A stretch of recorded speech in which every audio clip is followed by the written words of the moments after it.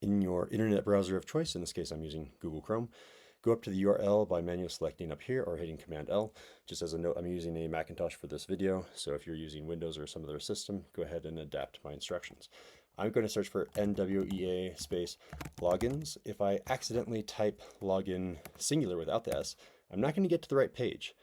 This login button actually goes to the student login, and we're looking for the educator login. Modifying our search to say logins plural and hitting enter will get us to the right page. This page right here is the one that we're looking for. When we get here, we notice that there are student logins on the right, educator logins on the left. We are educators, so we're going to click on this button on the left. That'll open up a new page, and we're going to sign in with our email and password.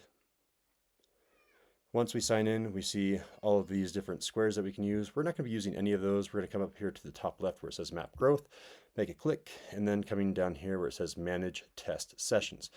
Clicking here brings us to the page that we're going to be using over and over again. I'm going to be testing my class, although I can test individual students if there's a few stragglers left over at the end of my testing session. So testing my class, I'm going to, in this case, use my geometry class as an example, and I'm going to test now. You can test multiple classes at a time if you would like. So when I get to this page, it will automatically generate a session name and automatically generate a session password. These are the two things that students need when they sign in. But before we start letting them sign in, we're going to do a little bit of work in advance so that they have less work for them to do. It can be confusing for students to choose amongst a bunch of different tests, so we're just going to assign them a test and then they don't have to choose that test anymore. So I'm going to select all my students by coming over here to the select status and clicking all. I'm going to assign them a test over here with this button that says assign test, and I'm going to do this drop down. This is a scary drop down that we want students to avoid seeing, so that's why we are doing it for them. In my district, we are assigning the growth 6+ test because it gives kind of a static score that you can see growth from grades 6 all the way through high school. Although if those numbers are useful, that's another question entirely. Once we select this and assign it, then you can see, their test assignment is all locked in. So when students try to sign in, they will have only one option instead of two options. They used to have two options. Their first option was who are you, and the second option is which test are you taking. Now their test is locked in. However, some people don't speak English and we need to assign them a different test that is in Spanish. So for example, in my class, Dylan does not speak English very well. I'm going to assign him a Spanish test, and that'll be a much better reflection of his math skills. So I'm going to select his student by, or his row, I guess, by selecting this checkbox, and I'm going to assign him a different test. So I'm going to assign test, do the drop down, and then I'm going to do the same test in Spanish. So down here, we can see the growth math Spanish test for the 6+, and we're going to assign him that test, and we can see that that will be updated in our browser here. All right, so all of this is ready to go. Now I'll tell students, okay, go ahead and log in. So what will students do? If they're using a Mac, they'll do Spotlight search by hitting Command Spacebar, and they will search for NWEA Secure Testing Browser, which should already be installed on their computers. If it is not installed, I can make a separate video showing how to install the NWEA Secure Testing Browser. They'll open that up. I'm not going to open it up now because it might stop my video. And once they open that up, they'll need two things. They'll need a session name, which is auto-generated as award8100, and they'll need a session password, 7088 in this case. Once they log in, this to be confirmed number will go up by 1, but it only automatically refreshes every 60 seconds. So once students are starting to log in, what I typically do is I click refresh page over and over and over again, and then I'll see, the to be confirmed has gone up to 1, which means that person has logged in.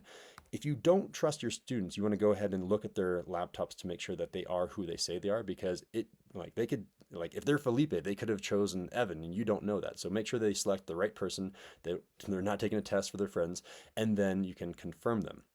When you hit this blue confirm button, everyone that is in this to be confirmed is going to be admitted. So make sure that you're ready to go.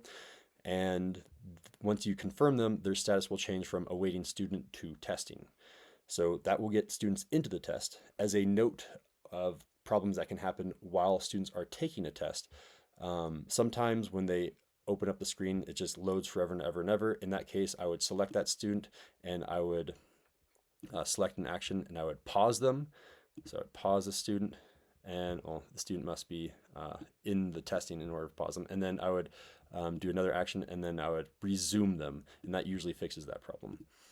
The next thing that might happen is students might go too fast through their test. Their rapid guesses will go from 0 to 1. Usually when that happens on their NWEA secured browser testing window, it'll have a pop-up saying, you're going too fast. You made a rapid guess. I don't know what the exact algorithm is that determines if it's a rapid guess or not, but if it is a rapid guess, it will pause their screen.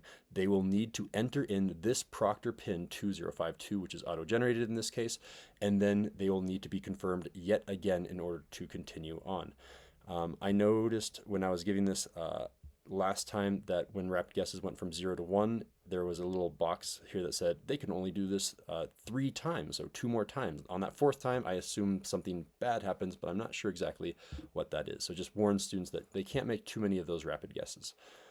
For my tests, in terms of length, I noticed that because it is an adaptive test, students usually finish around question 42 or 43 for the test that I've assigned right here, the Math 6+, but it doesn't give them a progress bar, so it's kind of unknown when they are going to finish. So everything here is ready to go. They've been testing, and now we need to end testing. So how do we do that? If we just kick students out of our class and accidentally leave the screen open, students will not be able to use their computers in their next class. So it's really important that you end the testing session while students are still in the class and have their laptops open. So I'm going to end my testing session by clicking this End Session button.